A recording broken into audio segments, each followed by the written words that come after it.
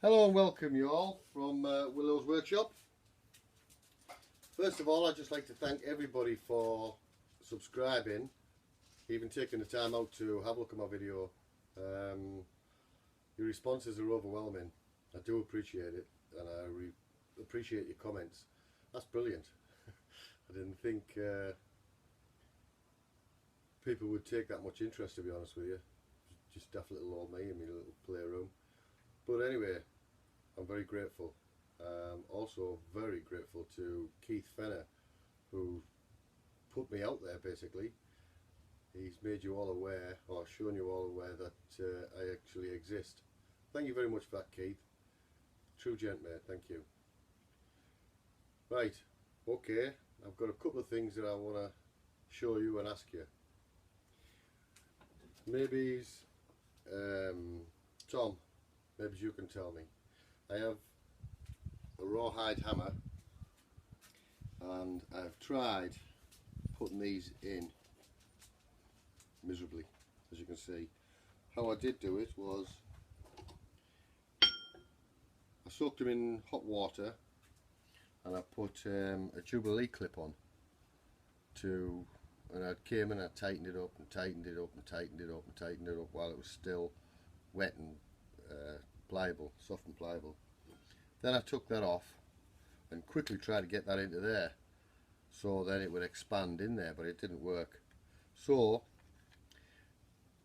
as you can see, they're a mess. I've knackered two up, so anyway, they're going to go in the bin. But if you can, anybody out there can tell me how to fit these into here properly, I'll be very grateful. Thank you. Okay, that's number one. It looks like there's can't really see that, can you? Number one, but it looks inside like they're threads, but they're not actually threads. They're just round rings, probably just to grip that. But it's a canny little hammer, and I don't want to. I've tied it up a little bit, and I don't want to lose it. You know, I would like to use it. So that's one thing. Also, I did do in one of my videos, which I've lost, basically. I tried downloading the videos off my iPhone onto my computer. The files went in, then I deleted everything off the phone, then I went into the files and they're empty. So I am gutted because I've done a lot of turning and stuff like that, and commented on this prior, and I've made a fix steady, and it's all gone. History. Anyway, so this basically is the cover off me other lathe over there. It was all broken and it was split all the way up here, here, here and across there. So I was going to weld it up with my own MIG, but the cable inside the MIG is for steel, which has got the pigtail insert. With aluminium, obviously, you just need the pipe. I don't have that, and I don't have the nozzles. So anyway, luckily I've got a good friend at work who's used to work for a fabrication company called Flavels, and he's got a friend there, and he took it in for me and got it all welded up. So I'm over the moon. It was all bent and twisted, but I've straightened it all up and clamped it up, and he's welded it for me. So I'm just on with tidying that up. Then I'm going to dig it all down and paint all of this ready for when I get my other bits and bobs onto my lathe. As I explained in my first video, that I've got all the drive here for threading and stuff like that. So I would like to get all that into motion, but it's one step at a time. It's taking its time. It's not a job that needs to be done ASAP. So anyway, another thing is I'm after a quick change tool post. I can buy one off the internet for 125 quid, but this is a hobby, and to spend 125 quid on a hobby, as well as everything else that you buy off eBay, it all mounts up, and it's just a luxury that I can't really afford. So I was just wondering if there's any of you out there that would like to do any swaps, I've got 3 chucks here, 2 face plates, and a tool here that's too big for my lathe. It is, as you can read on the box hopefully,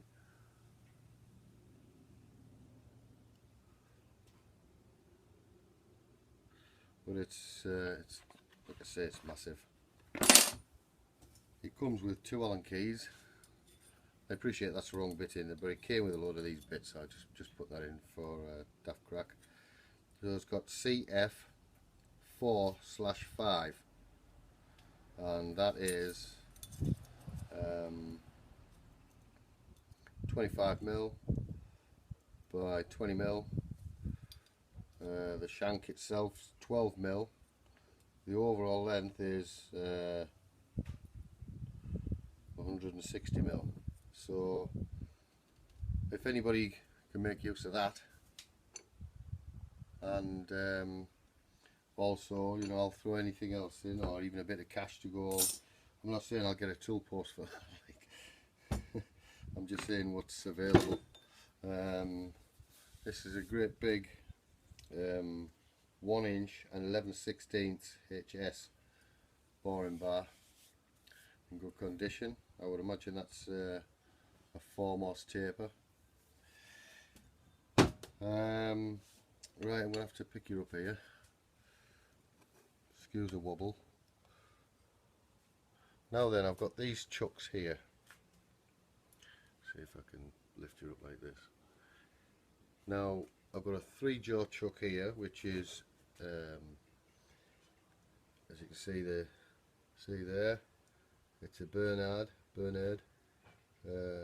Iron Baby body, sorry, made in England, and the number is BP69/8515. 3-jaw, 4-jaw here, also 8". Yep, 8". Can you see from there? Right, this is good, again good nick. It's got all your numbers down the sides, and it is TQ954. I'll show you the back side of it.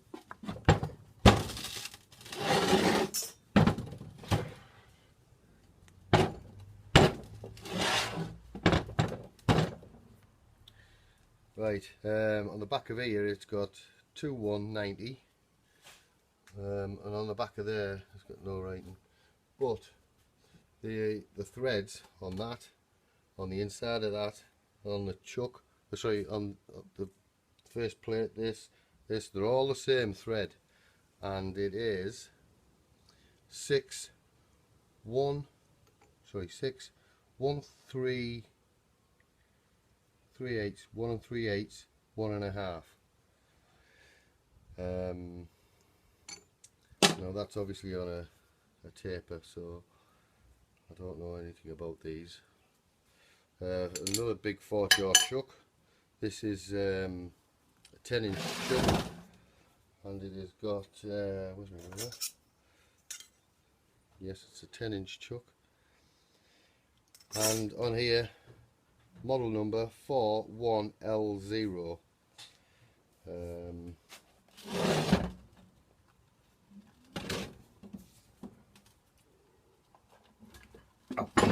Again, same threads, same taper, and on here it's got 2250.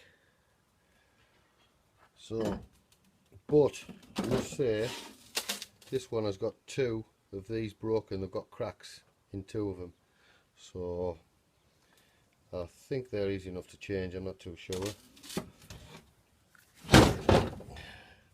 And it's a brand new key to go with that. Now I bought this key off eBay, and unfortunately it's too big to go in there. It's supposed to be the same size, but it's not. So if you've got a mill, that goes with it, so you can maybe take that down to size. Also, this face plate is brand fine new. As you can see, it's still got the greaseproof paper on it.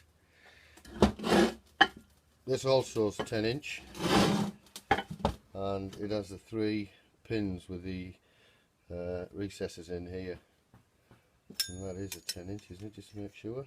No, it isn't, my apologies, it is 12 inch. And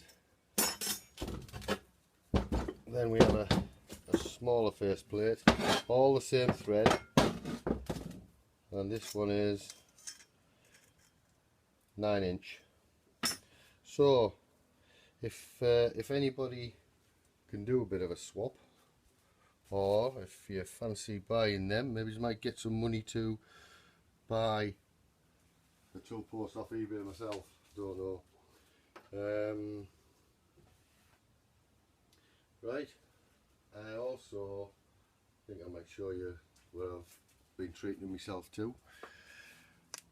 I've just bought myself a nice chuck off eBay. That is it's 1/16 millimeters, B18 with a 2 Moss taper. That's very nice. 29 quid, free delivery. There's my fixed steady I've made. I'll just treat myself to another gauge. Can you see? Another gauge. And this little vice here. I think that's a little cutie, that.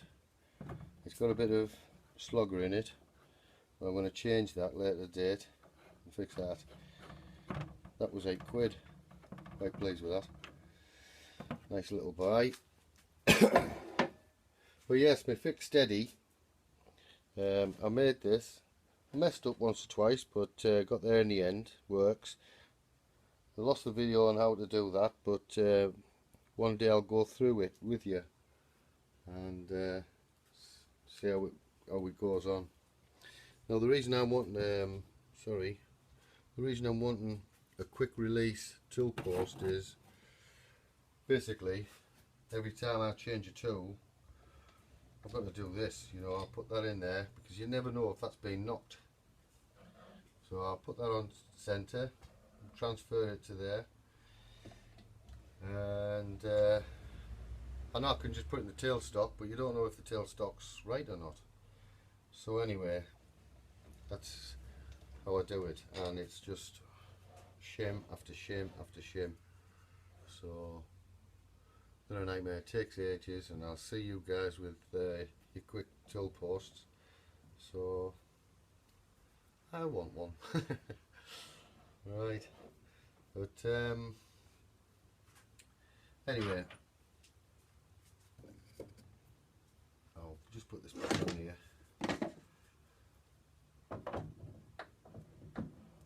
So if anybody can help me out, I'll be grateful.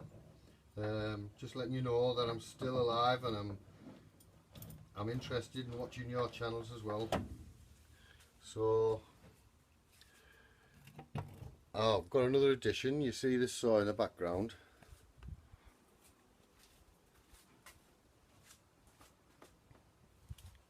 I've just got that. A friend of mine, my mate Chunky, just give me it. He's a good lad, is our Chunky. He's actually, he does all this turning for a living. But I was in his garage collecting dust. So it obviously cuts off normal. It's all set up nice. But also I've got a nice little vertical one as well. I've knocked that up. My grinder fell off the wall, to be honest with you. So I just knocked that stand up the other day. Just a bit of old stock I had. I tidied my cupboard up the other day. This cupboard, painted it all blue. I'll just put some lights on because it's a bit dark in here.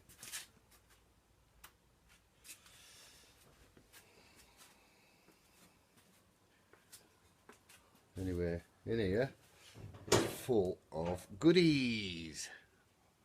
My stock. Brass, aluminium, lots of different sizes, squares, stuff like that. Plastic, and then even more down there. So my little array of goodies. Anyway, just to let you know, I'm still alive, I'm still kicking. So my situation is now, the videos that I have done, I say I've lost so many, so I'm just putting them onto the computer. I've just got another app that I can edit films, so hopefully I'm going to be able to do that.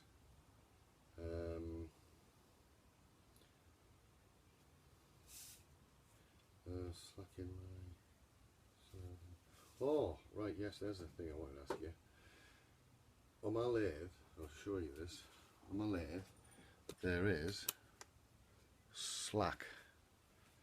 Now, if I'm doing threading, how am I going to get rid of that? In here, there is a little gap. I don't know whether you can see from there. When I've taken that up, it closes up.